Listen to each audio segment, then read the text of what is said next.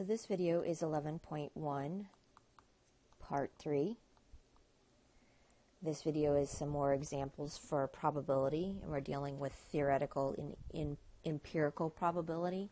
So these are actual examples from the book, like will be like your homework. So we're going to read the first example. This is going to be an empirical probability problem. Virgin Music store in Times Square. 60 people entering the store were selected at random and were asked to choose their favorite type of music. Of the 60, 12 chose rock, 16 chose country, 8 chose classical, and 24 chose something other than rock, country, and classical. Determine the empirical probability that the next person entering the store favors. So we have our possibilities. So remember again, probability is success over total. And I always say start with your total first, and remember that should be the largest number because we're taking it out of that possibilities. So 60 people we actually asked questions to, and how many of them liked rock. When we look through this, 12 chose rock. And again, you can simplify this in your calculator. The answer is 1/5. Probability is country. Again, success over total. So we have 60 in our denominator, and country is 16. So we reduce this as well. And 4 divides in top and bottom, so my answer here should be 4/15. Something other than, so I'm going to put other. Success over total still is a 60. That last number, 24, is how many of them chose that they preferred other. In this case, 12 divides into both the top and the bottom, so my answer here is 2/5. So I'm going to again show you real quickly one piece on using our calculator. And so you're going to pull up your GI30XS30. So for that first one, we would have entered 12 divided by 60. Press my enter. That gives me the decimal. Use my double arrow key, which gives me the 1/5. For the second one, 16 divided by 60 equals, and use my arrow key, and that simplifies it. So you are expected to put your answers in exact form, and exact form means fraction form unless it states it otherwise. So we're going to look at number 2 now. Number 2, again, this is empirical probability because we actually have a sample we're looking at. This is a grade distribution over the past 3 years for a class. And so we want to know if Sue plans to take it, what's the empirical probability that we expect she gets an A, C, or D or higher. So first thing we need, though, remember, is we need the total. Sometimes the total is given, and sometimes the total is not given. In this case, the total is not given. So you need to add up all of the possibilities to get the total first. You always need to start with the possibilities, the total possibilities in here. So if you add 43, 182, 260, 90, 62, and 8 together, you will get 645 is the total. That's my denominator that I'm starting off with in this problem because that's my total possibilities. So for A, we would have 43 over 645. Again, I don't know right now if that reduces, and I don't want to have to play that game. So I would type 43 divided by 645, press equals, and it gives me 1/15. That's my answer, which actually means 43 divides into both. I wouldn't have been able to guess that.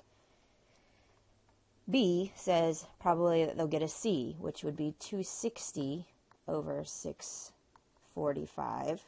I'm going to go back to my calculator. Let's go backwards. I'm going to clear that out. 260 divided by 645. Press equals, press my caret key, for that, which gives me 52 over 129. Again, this is definitely useful to have a calculator, that calculator that I suggest. If you're taking it on campus, they will give you one of those calculators to use.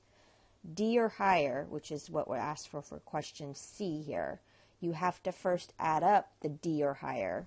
Now, question, we could take the 43 plus the 182 plus the 260 plus the 90, which is the A, B, C, or D, and we could definitely get that answer in our calculator.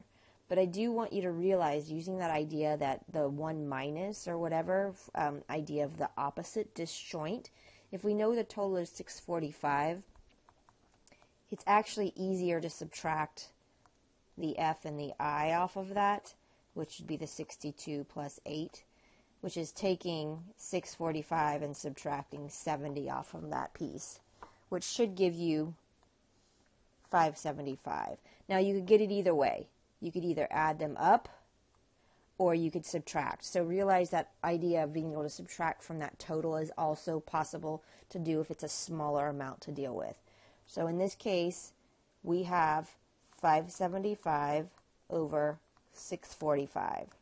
I'm going to use my calculator. 575 divided by 645, press equals, I get 115 over 129. Not hard, but the key on this problem, the first step, is you have to get the total.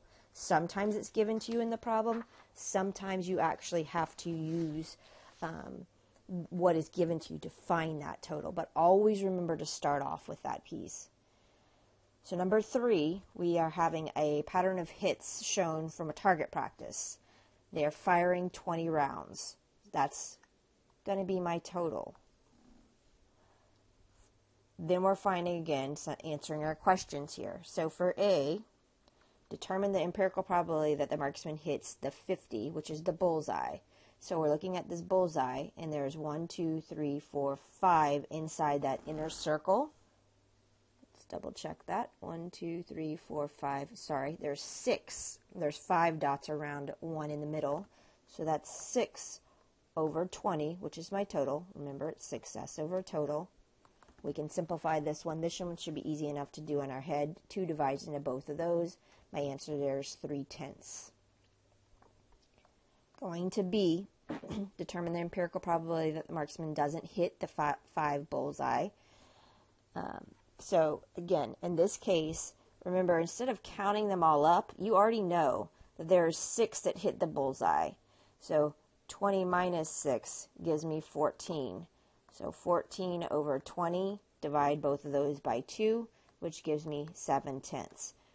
What I want you to notice is, because these are disjoint and includes everything in the drawing, they should add up to 1 when we deal with them. Probability should add up to 1. C, determine the empirical probability that the marksman scores at least 20 points. So stop and let's think about this. At least 20 means they score 20 in this case, or they include a 50. And when I put the addition there, it's what I'm saying, score, like the probability for those two pieces. So in this case, again, there's 2 different ways that you can do it. You can actually add those up. So 20s would be 1, 2, 3, 4, 5, 6, 7, 8. And we already know that the 50s was 6 from what we did in A. Denominator still is 20. Gives me 14 over 20, which is 7/10. The other way to do it, again, is to take this piece and subtract off what you already, you know, the opposite. So it would have been 1, 2, 3, 4, 5, 6. So that would have been another way. You could have subtracted that off. It's really dependent on how you think. The answer there should be 7/10. So again, this idea of the plus here, please just understand that's not adding the 20 and the 50. That's adding how many dots were in those. I was just trying to write down in symbols what you were dealing with.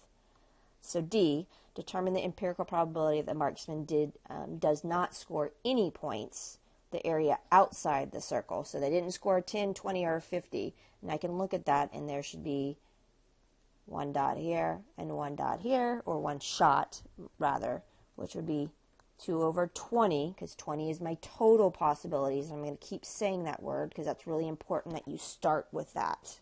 So my answer there should be 1 over 10. So we have a few more problems. So now we're going to go to theoretical probability. In this case, we have a spinner. They love to do spinners in this chapter. Determine the probability the spinner lands.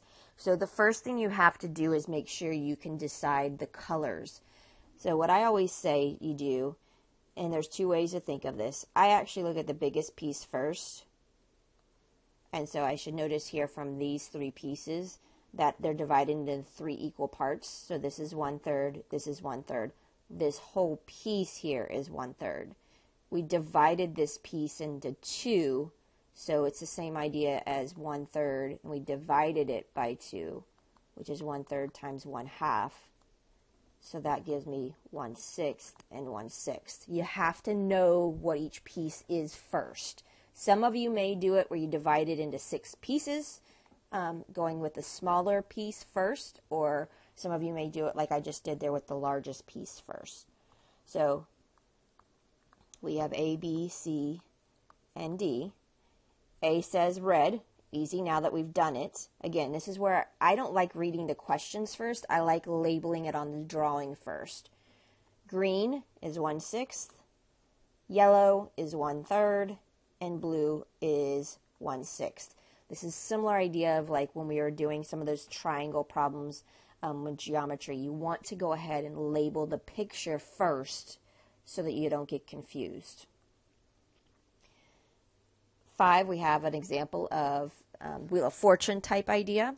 So the wheel is spun, determine the probability that will stop the pointer at 2500 or surprise.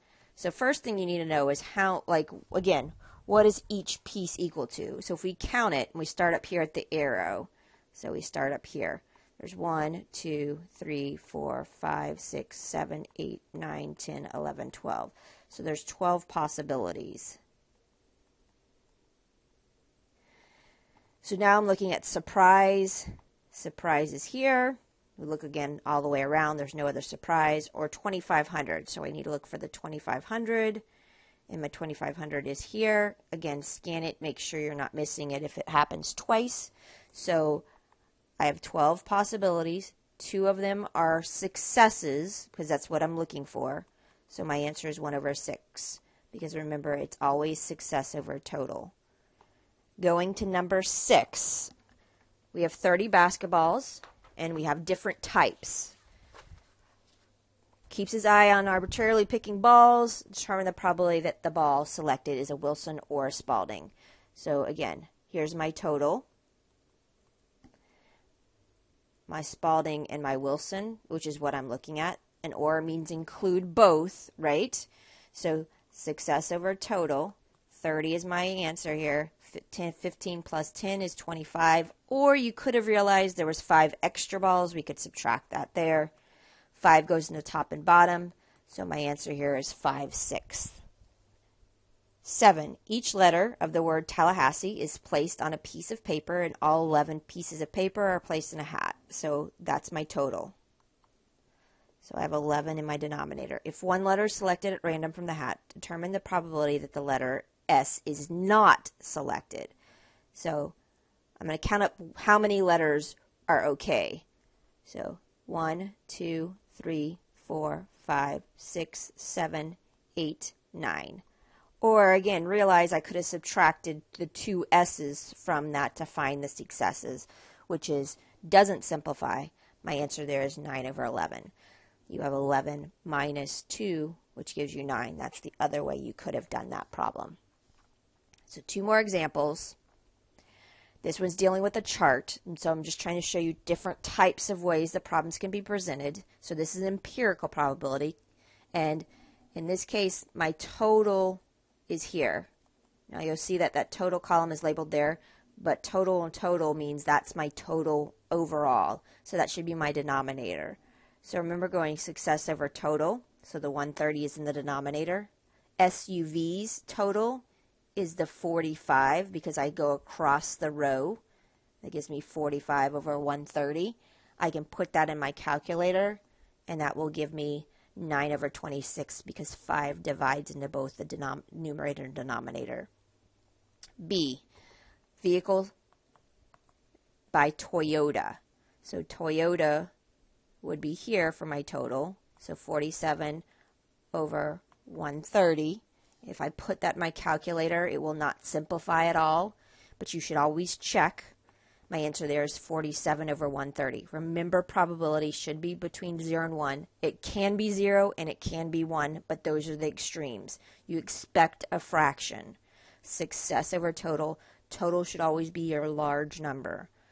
So an SUV manufactured by General Motors. Again, we're starting with the 130 in the denominator. SUV by General Motors is the 28. So we're looking at that intersection of both of those to get both of those to qualify. This one divides top and bottom by 2. You can again let your calculator simplify it for you. It will simplify down to 14 over 65. Just be careful on reading the chart. The total number of everybody that is selected is always going to be that bottom right-hand corner. The total for like General Motors would be at the bottom of that column, which is 83. The total of Toyotas would be 47. Total of cars is a row, so total of cars would be 85. Total SUVs would be 45. So you're looking across those pieces. So the last one, and I do this one purposely with people because this is one that people miss on a quiz and on a test, and it's because you try to skip the steps. So remember what I said to y'all about looking for divisions and labeling them that way. So if we look here, we have 6 equal parts. So this is 1/6 and this is 1/6. And then you ask yourself, how many parts did you divide the other pieces into? So this top left-hand corner, we have 2 triangles. So we divided that 1/6 rectangle into a half, which gives me 1/12 and 1/12. Because remember what I did above, 1/6 divided by 2 gives me 1/6 times 1/2, which is 1/12. Same thing on the bottom left-hand corner and the bottom right-hand corner. You divided them. It doesn't matter if it looks different on how you divided it. You divided it into 2 equal parts. The top right-hand corner, you divided it into 3 parts. So 1/6 divided by 3 would be 1/6 times 1/3. So that would be 1/18. So 1/18, 1/18, 1/18. Do not even look at what it's asking you to solve for until you have done this to your picture. So draw it on your paper and label each piece. Now we're determining the probability that lands on a green piece. So in this case, we're adding up all of the green pieces. So I'm going to kind of I'm going to circle them as I use them. So 1/12, 1/12, 1/12. So I put the ones at the same denominator beside each other, and then the 1/18. If you're trying to do it all in your head, it's going to get confusing. Label your chart first. So yes, I can let my calculator do all of this, but I can actually add these together. This gives me 3/12 plus 1/18. This gives me 1/4 plus 1/18. Again, you don't have to simplify that, but I'm going to show you on here. I can take 1 divided by 4 plus 1 divided by 18. Press my equals. Use that button. It gives me 11 over 36. So if I would have gotten this by hand, I would have had to do 36 as my denominator. This would have been 9 over 36 plus 2 over 36, which gives me the 11 over 36. But you can do it on your calculator. Just be careful. It's easy to make a mistake.